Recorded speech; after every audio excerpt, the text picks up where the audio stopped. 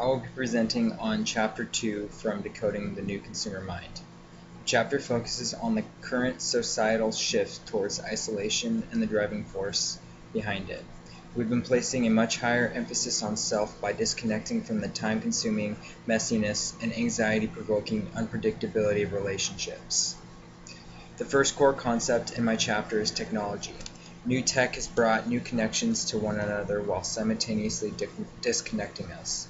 Technology is superficial. It has less intimacy and spontaneity.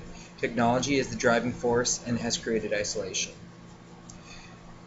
The next concept that I will cover is emotional isolation. The U.S. has always been a society that prizes individual contributions. Lately, there has been a ramped-up quest for glamorizing.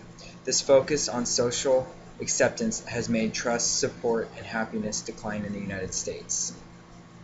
The third concept that I will be covering is self-protection. The recession, the simplicity movement, and environmentalism has changed American consumption. Americans are more focused on protecting the resources than ever before.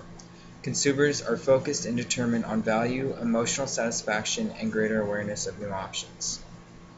The last concept I will be covering is marketing to the individualistic consumer. Consumers want more attention, personalized involvement, and appreciation. With new technology, marketers have a greater ability to connect and be involved with the consumers. The relationship among marketers and consumers is very fragile and must be respected. I now will cover 9 key terms. The first is radical individualism. It is an increased need to be seen, respected, and connected. Individuals want respect from peers and marketers, and will make a point to stand out from the crowd to achieve this. Next, virtual intimacy is our society's strong feelings towards the virtual world. Having a strong connection to this degrades our face-to-face communication and experience of each other. The virtual world provides sips of connection, individualistic fame, and postable moments.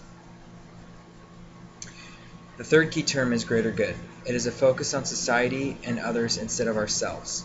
Even though the average person is not pursuing individual stardom, there is a major trend in the last decade towards standing out from the crowd. This has also created a decline in moral virtues such as modesty and compassion because individuals are less morally aware. The multiplier effect is the idea that the less we interact with each other, the more self-focused we become, and the less we make an effort to interact with one another. This effect has greatly decreased many of the fundamental and traditional activities that bond people to each other, such as meeting with friends and socializing with family. Rudeness is defined as roughness or simplicity. It is isolating and dehumanizing, which can hit us at a personal level. Rudeness communicates disrespect, invisibility, and irrelevance. A report done in 2012 shows that 76% of Americans believe rudeness is on the rise and the nation is becoming less civilized. Breach of trust is any act or omission against an individual that is inconsistent with terms that were originally established. There is a growing number of these stories among consumers and marketers. These experiences and stories are desensitizing us to poor service, rudeness, and disappointment. Breach of trust is eroding the consumer's views of a company. There are 2 main gray areas that our textbook talked about in terms of fairness. The first is wardrobing. It is a tactic that has arose more often due to diminished obligations to be fair. When bonds and trusts are weakened, the idea that it is everyone for themselves takes over. The second gray area of fairness is showrooming. This is the act of scouting out merchandise in stores in person and then purchasing the product online. This takes away from businesses from brick-and-mortar stores. Decreased integrity among consumers is partially the reason consumers have done this more often. The rub-off effect is when products gain characteristics through contact with other products or people. An example of this is when a cheaper product is bundled with a more expensive one. The higher priced product will be seen as less valuable by consumers. Another example of this would be if the product was previously worn by another consumer, then the next individual will view it as having less value. An example from our textbook that covers how technology has increased our isolation would be Raquel's privilege to attend the White House Correspondents' Dinner. While listening to Barack Obama's speech, she realized that everyone was texting and tweeting during instead of enjoying the moment. Everyone was so focused on posting the moment versus experiencing it.